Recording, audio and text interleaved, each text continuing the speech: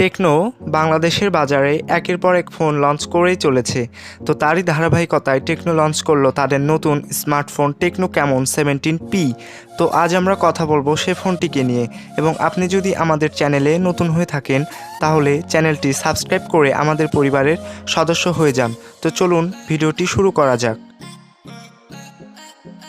প্রথমেই কথা বলা যাক ফোনটির ডিজাইন নিয়ে, এবং ডিজাইনের কথা বলতে গেলে ফোনটি পুরোপুরি প্লাস্টিক বিল্ড এবং এর লুক এবং ডিজাইন খুবই সুন্দর, এবং বলতে হয় যে বর্তমান সময়ে টেকনো তাদের ফোনের ডিজাইন নিয়ে ভালোই কাজ করছে, কেননা আমরা এখন টেকনো এর সব ফোনেই নতুন নতুন এবং ভিন্ন ধরনের ডিজাইন দেখতে পাচ্ছি।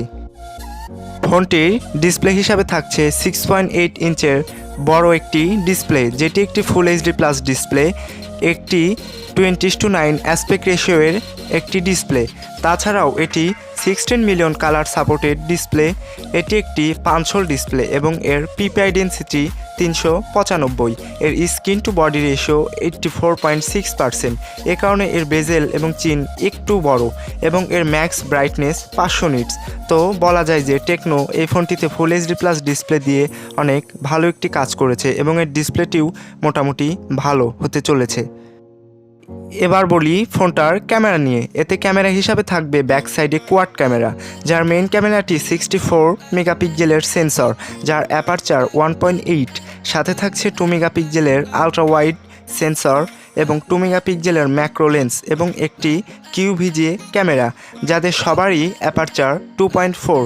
এতে ভিডিও করা যাবে 40 30 fps এবং 1080p 30 fps এবং 720p 30 fps with gyro EIS, এবং এতে সেলফির জন্য থাকবে 16 মেগাপিক্সেলের একটি সেলফি ক্যামেরা, যার অ্যাপারচার 2.2, এবং এর সেলফিতেও থাকছে ইআইএসের সুবিধা। এইবার কথা বলা যাক এর গেমিং নিয়ে।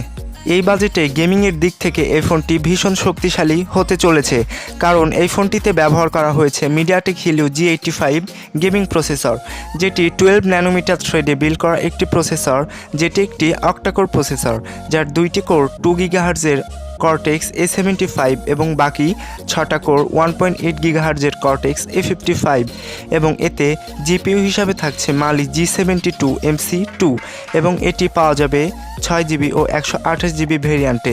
এই ফোনটি রান করবে অ্যান্ড্রয়েড 11 এবং টেকনো এর নিজস্ব ওএস হাইওয়েস 7.6 এর ওপর। ফোনটিতে ব্যাটারি হিসাবে থাকবে 5000 mAh এর একটি বিশাল ব্যাটারি, এবং সাথে থাকবে 18 ওয়াটের ফাস্ট চার্জার, যেটি দিয়ে ফুল চার্জ দিতে ফোনটিকে সময় লাগবে 2 ঘন্টার একটু বেশি, এবং এতে সিকিউরিটির জন্য ব্যবহার করা হবে সাইড মাউন্টেড ফিঙ্গারপ্রিন্ট স্ক্যানার এবং ফেস আনলক।